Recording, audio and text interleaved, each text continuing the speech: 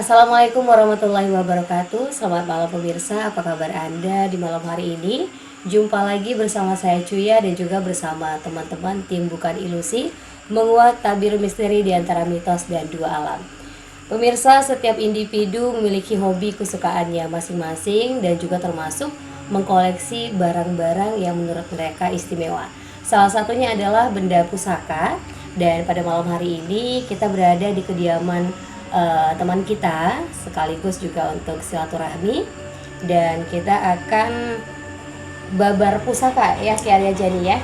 Kita akan babar Iya. pusaka. Di sini mungkin pemirsa bisa lihat dulu seperti apa pusaka yang ada di depan kita, dan nanti kita akan bahas satu persatu dari mana datangnya pusaka ini, seperti apa mungkin orang-orang yang memiliki pusaka ini, apa yang mereka rasakan. Nanti kita akan bahas bersama Ki Arya Jani.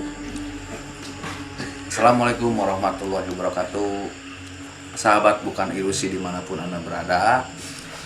Sekarang ini kita berada di kediaman kawan kita, masih di Rokan Hulu. Di sini ada beberapa koleksi kawan kita ya, yang bisa disebut benda pusaka. Nah, nanti kita jelaskan antara benda pusaka ataupun ageman ataupun yang disebut pegangan ya. Perbedaannya seperti apa? Awas, jangan salah sebut antara benda pusaka dengan pegangan. Nah, itu beda. Nah, nanti kita perbedaannya di mana. Nah, jadi untuk selanjutnya kita mulai aja ya, pemirsa semua. Di sini ada beberapa benda pusaka ya, yang mungkin kalian juga udah pernah melihatnya dan juga pernah memegangnya ataupun mempunyainya gitu. Nah, di sini kita bahas yang ini dulu ya. Saya minta untuk kepada Adek Kobra tolong dicekkan seperti apa energi benda ini ya. Tolong dicekkan, nanti coba disiarkan seperti apa ya. Dan untuk Asep Coy, coba yang ini ya. Dan kamu ini.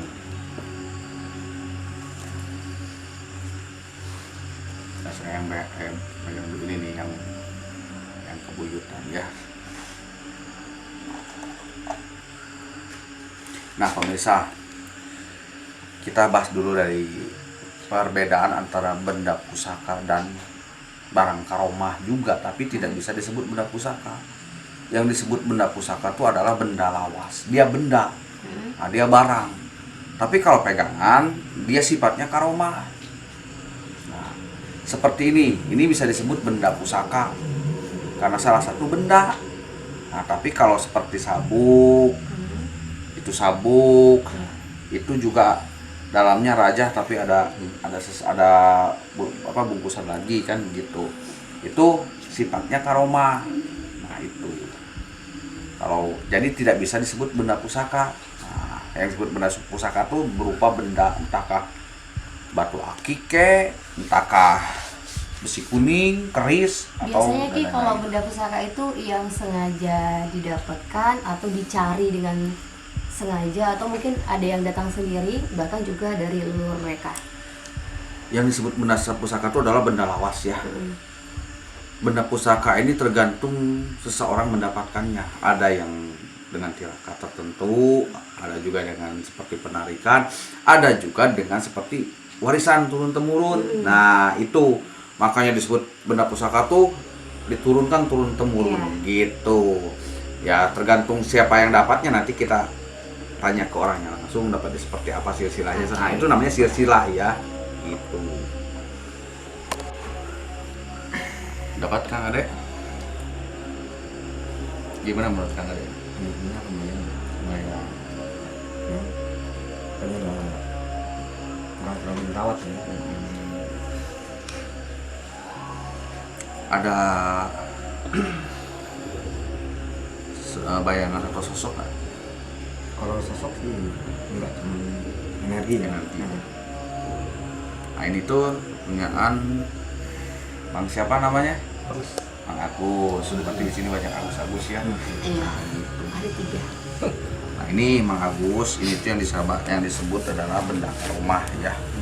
Ini tuh benda karomah ini dihasilkan dari raja-raja tertentu ya, diberi karomah untuk tujuan tertentu. Kalau saya cek, ini tuh tujuannya tuh untuk usaha, usaha ini tuh jualan. Ada juga yang seperti ini yang dibikin dompet ya, seperti dompet ada juga. Ini hampir sejenis, tapi kalau energinya saya rasakan juga masih bagus, cuman kurang perawatan, bener yang disebut ada kobratung. Kalau sapi itu triplek ya kemarin tuh gitu. Tapi biasanya yang benda-benda seperti ini ada yang menempati nggak? Ada yang Nah, beda karomah dengan beda karomah itu dengan perbedaan pedang. antara karomah dengan Benda pusaka itu pusaka beda. tadi. Ya. Oh, gitu. Kalau karomah itu salah satu ayat ataupun huruf ya, itu dibikin raja, dimasukkan tujuannya misalkan entah kita bikin Raja Yusuf untuk pengasihan ataupun Muhammad Musa untuk penangkal kan gitu. Itu tuh nah disebut raja. Itu intinya tidak ada sifat berbau khodam, tidak ada. Sifatnya berbau karomah. Nah, karomah dari ayat tersebut atau raja tersebut gitu. Untuk Asep Coy. Ya, udah dijelaskan. Ini tadi saya analisis energinya ada, tapi dia sudah mulai melemah dia. Cuma juga lemah gitu.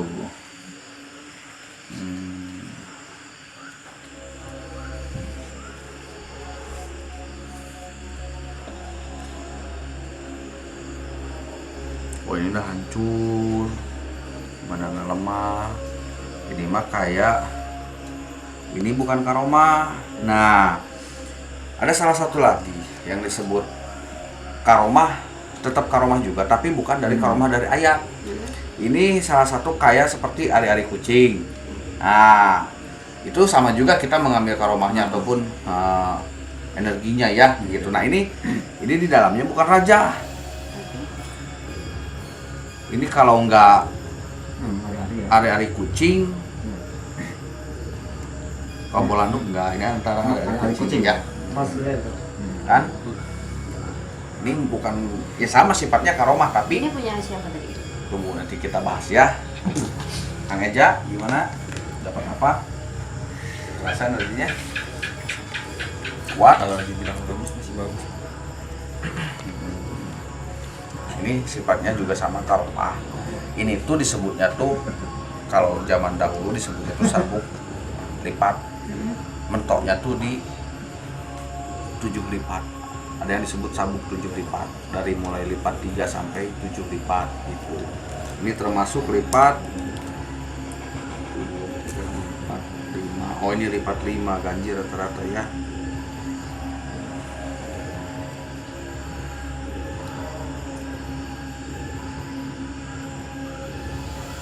Oh ini masih bagus. Ini komplit ya. Ini kalau termasuk dari jajaran barang sama jajaran dengan mustika komplit, ibaratnya multifungsi gitu. Ini ada yang untuk pengasihannya, jaga dirinya, untuk bentengan luar dalam, untuk usahanya juga ada. Dulu tuh yang pertama membawa ini tuh adalah Sunan Kalijaga yang membuat raja-raja tersebut sampai menjadi sebutnya sabuk 7 lipat itu adalah versi Sunan Kalijaga dulu tuh ya.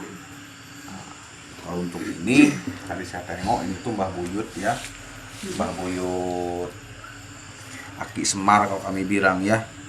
Cuman kok ada di Sumatera? Enggak, ini dari Jawa ya Kang Ade ya. Di Jawa. Ini dari Jawa. Ini dari sampai sekarang insya Allah masih terawat ya, masih terawat. Alhamdulillah. Ini kesepuhan Ki Asep Sunandar. Nah inilah kesepuhan, ini warisan dari Ki Asep Sunandar ini ya. masih terawat sampai saat ini, alhamdulillah. Nah, ini bisa disebut benda pusaka, dia berbau khodam. Nah, kalau khodam ini sama sifatnya ada benda yang hidup, khodam ini itu beda dengan karomah tadi. Kalau karomah diukur dengan tolak belakang, bila mana kita bisa menjaga hurufnya. Nah, tidak bahasa Indonesia luntur, tidak luntur, itu masih terjaga. Tapi kalau huruf tersebut hilang satu, udah tidak disebutkan rajah ini ada kaitannya disebut dengan kaidah. Kaidahnya udah nggak ada, kaitannya itu udah nggak ada. Gitu. Kalau ini kesatuan Aki Semar, seperti fungsi juga ini bagus. Kemarin disuruh kan ya? Suruh pokoknya mainnya mana? Kemarin dia. Belum lagi nemu suruh. Tong keluar tenang. Nah, ini permisah. Itu apa? Kita dapat lagi yang antik nih ya. Ini yang paling saya suka tuh. Ini Istanbul juga ya. Seperti yang kita pernah narik di Boter ya. Nah, karena di Riau ini ada 9. Ini nomor 7 pemirsa. Nah, ini nomor 7. Ini tuh disebutnya generasi ke-7. Nah, gini. Nomor 7 pemirsa ya. Ini tuh subhanallah, masih komplit pemirsa. Masih nggak ada yang terubus karena inilah salutnya zaman dahulu tuh kan. Kalau dahulu kan pakai kulit. Jadi ndak hancur kena air. Hancur tuh ya hancur ya.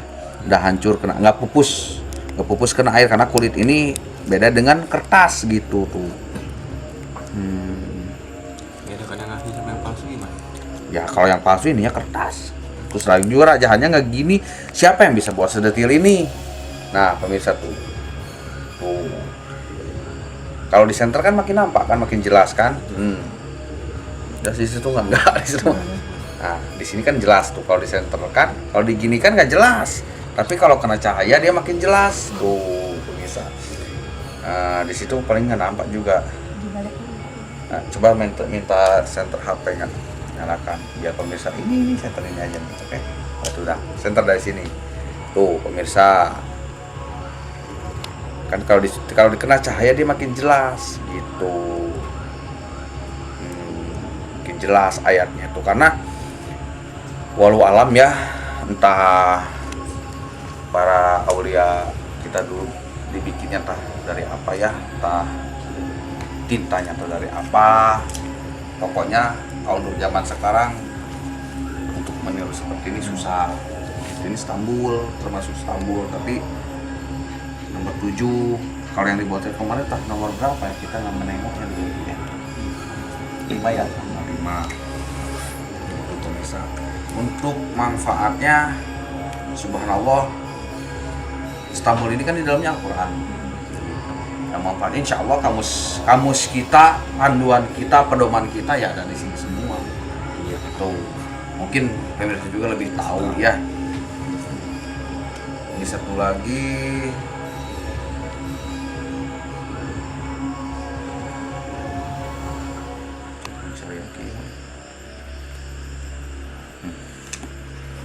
Iya, ini yang masang ini. Dulu.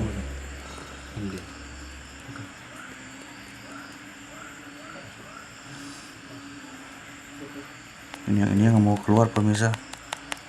Ada dia loncat ya. Ini mustika pemirsa. Yang agak besar ada satu lagi di dalam. Oh iya mah, MD mah mana ya? Ini jero tapi panjang mang. Panjang mesti sarua kayaknya. Coba pegang dulu. Oh ngorang emang. Udah. Nah pemirsa, ini satu lagi yang kita dapatkan. Ini salah satu jenis mustika ya. Mustika yang satu ini sama jenisnya tuh, cuman enggak. Yang ini MD. Yang ini mustika Tetes Sulaiman namanya tuh. Nah ini Tetes Sulaiman, ini MD sepasang dia. Cuman masih muda pemirsa. Kalau untuk bias mungkin belum keluar ini pemirsa. Kalau energinya insya Allah bikin merinding lah, merinding disco pemirsa. Nah ini mustika tetes Sulaiman. Ini jenisnya kalau di Batu Mulianya udah tergolong kilonya beda. Yang dua ini beda barang, kilonya aja beda. Nah, karena dia ini kalau bias cahaya udah ada pemirsa tuh di tangan saya ada cahaya, nampak nggak? Nampak.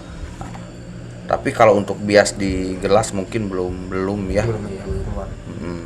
Kalau bias cahaya udah ada pemirsa tuh, pantulan cahayanya ngeri pemirsa.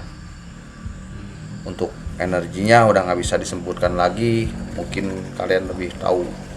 Ya sama lah seperti yang dibilang orang-orang, MD ini untuk kekebalan, untuk sampai apanya. Merah 5 itu. Iya, merah delima, mustika merah delima gitu.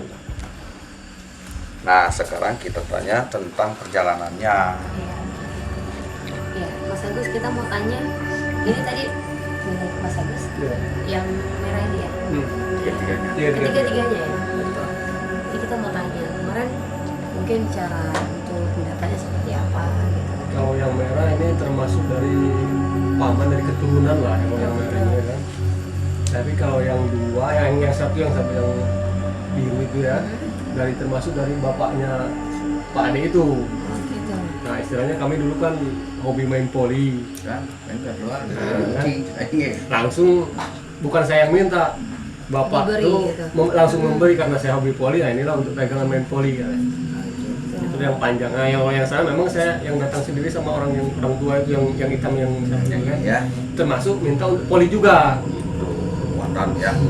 Karena saya dulu minta apa hobi poli gitu kan, main poli. Terus apa yang dirasakan mungkin selama memiliki? Taruhannya ada. Kalau yang panjang itu istilahnya kita kalau masuk lapangan nggak ada istilahnya atau misalnya grogi, nah, nengok lawan, nengok lawan apa namanya termasuk keras dari kita tuh kita malah tambah keras lagi gitu. Itulah apanya makanya. Jadi karena ini saya bawa ke sini, saya mau nanya, entah dulu tuh kadang-kadang kalau masih muda tuh nafsu tuh kan masih besar gitu ya kan. Tapi kalau udah kayak gini, udah berhenti main poli, kadang-kadang kita mau bertanya nih apa gunanya kan. Nah itulah yang makanya kami Kalau saya memang masih aktif, cuman ya perawatan lagi. Ya namanya barang lawas seperti ini, seumpama kita punya anak bisa lagi. Bisa. Yang penting dirawat aja.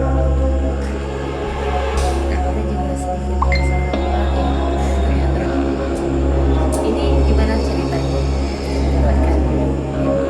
Wangsit.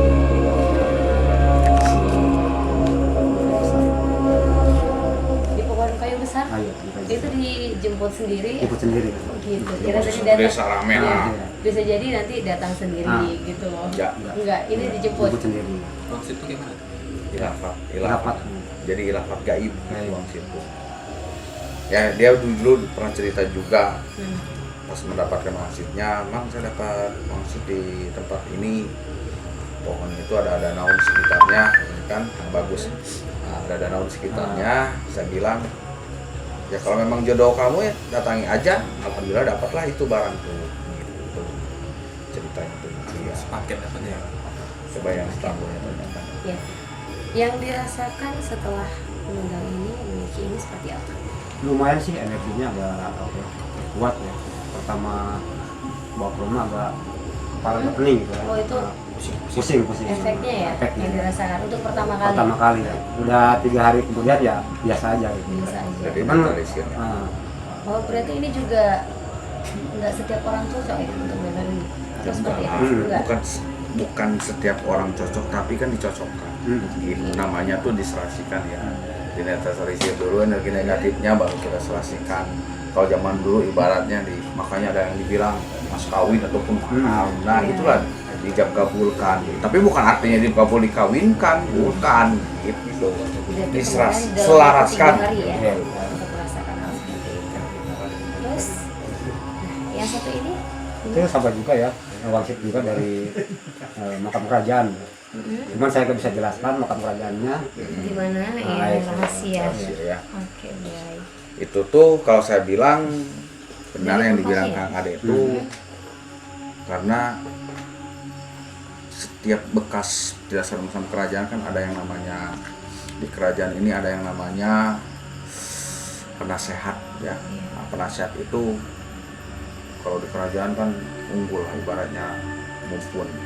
Salah satu kepunyaan penasehat yang mungkin dari masih Islamnya tinggi ya, salah satu penyebar Islam di Riau ini gitu.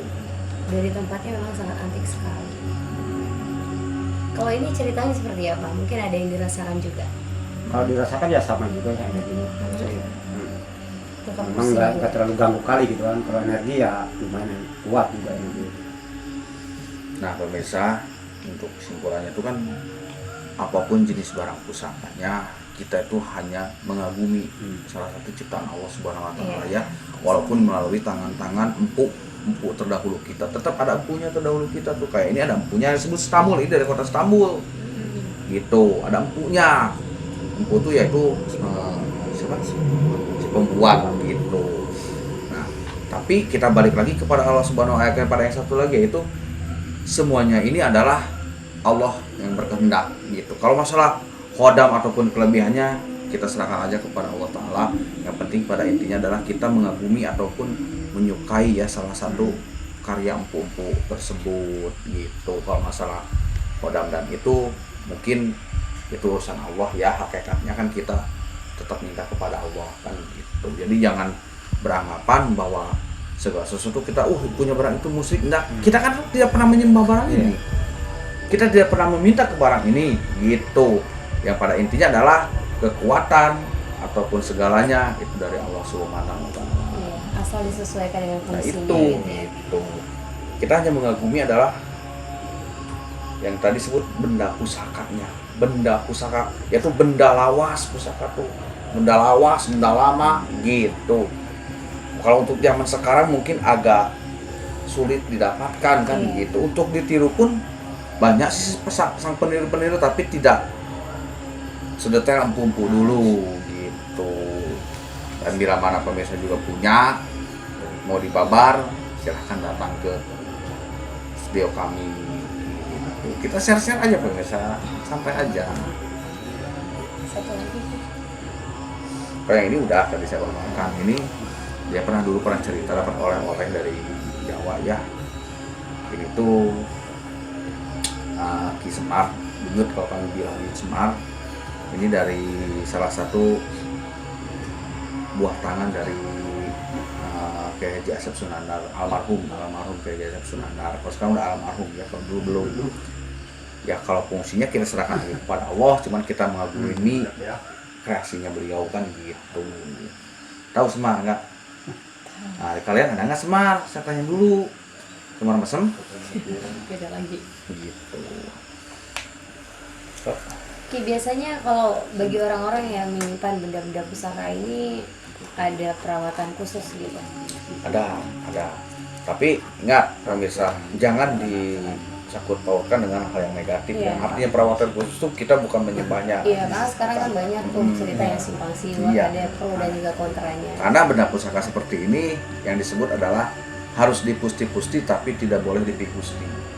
Dirawat baik-baik tapi jangan dibikin Allah, ibaratnya jangan dipinta-pinta, jangan disembah-sembah gitu. Kalau rawat baik-baik sama, karena di dalam ini ada kehidupan.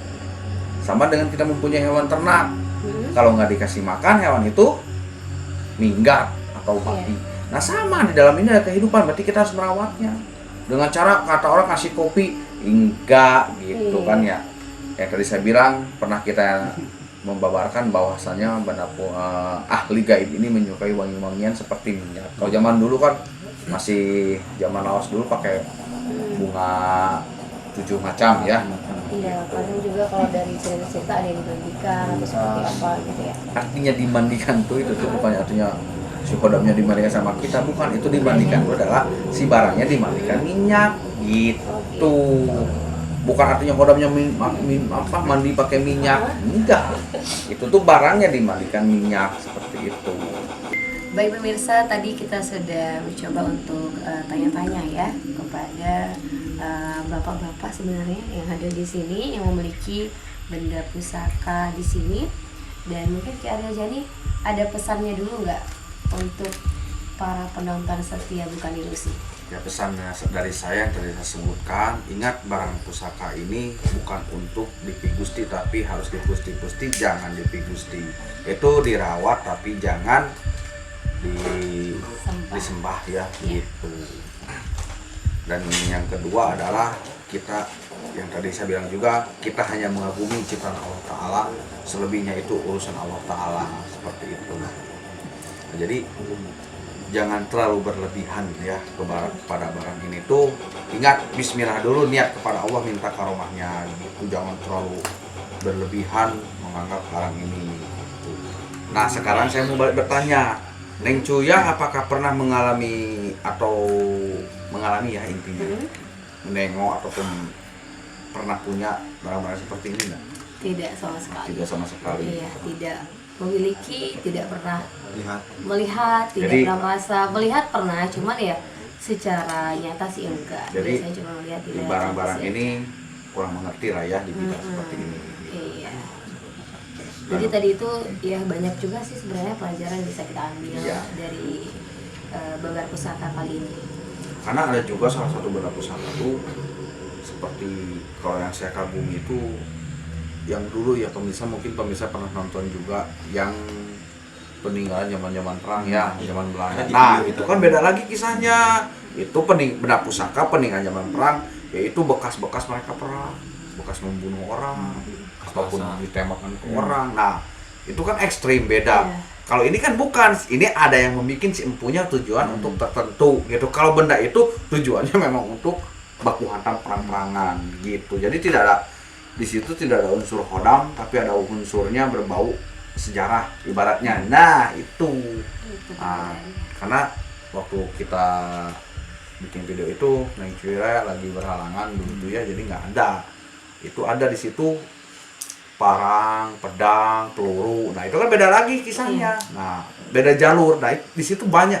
Jadi setiap kategori benda pusaka itu tidak semuanya mengandung hodam, tidak semuanya kasarnya ngomong wingit gitu ya, wingit. Tapi di salah satu sebagian benda pusaka juga ada yang mengandung sejarah dan kisah gitu. Kita mengagumi itu kan, kok pedangnya jelek kan dulu tuh sampai karat-karat kan gitu, sampai ada rantang bekas tentara kita terdahulu perang. Nah, itu tuh kan termasuk benda sejarah juga, benda pusaka gitu. Pusaka itu benda lama, artinya pusaka tuh gitu. Jadi bukan hanya barangnya aja, tapi sejarahnya di situ ada. Kayak gimana kalau misalnya ada orang yang secara tidak baik ya, mungkin ada yang mencuri benda-benda pusaka itu gitu. Ada nggak efek terhadap orang tersebut? Ada. Nah, kalau di kami namanya ngabadi. Ngabadi itu apa ya bahasa Indonesia? Kalau mikir ngabadi itu adalah balikan energi negatif dari barang tersebut karena bukan tuannya. Nah, itu bentrokan energi negatif benda tersebut karena dia bukan tuannya gitu. Karena kan sama kita mempunyai sapi nih. Iya. Sapi ini mau dicolong orang. Si sapi itu kenal mana tuannya tuh pun bukan tuannya. Akhirnya sapi itu menggadil. Apa sih dulu? Berontak. Nah, gitu adalah perlawanan dari barang tersebut gitu. Yang bahasa naon menggadil. Ya maklum ya pemirsa, saya dari Prancis jadi gitu lah bahasanya. Jadi di itu situ juga berlaku ya. nah terhadap sama pusaka. gitu. Karena si empu itu misalkan nanti kan ada seseorang orang tua ataupun ahli spiritual menyelaraskan dengan seseorang. Nah, menyelaraskan itu adalah menjadikan dia tuannya gitu.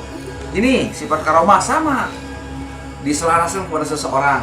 Kalau bukan yang tuannya yang make, ya tidak ada fungsinya. Itu juga berlaku terhadap benda pusaka yang mungkin secara turun-temurun.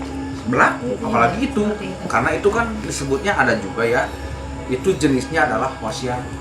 Ya, nah, wasiat itu jenisnya wasiat, warisan wasiat. Misalkan ada leluhur kita meninggal, ingat ini harus diwasiatkan kepada 7 turunan. Iya.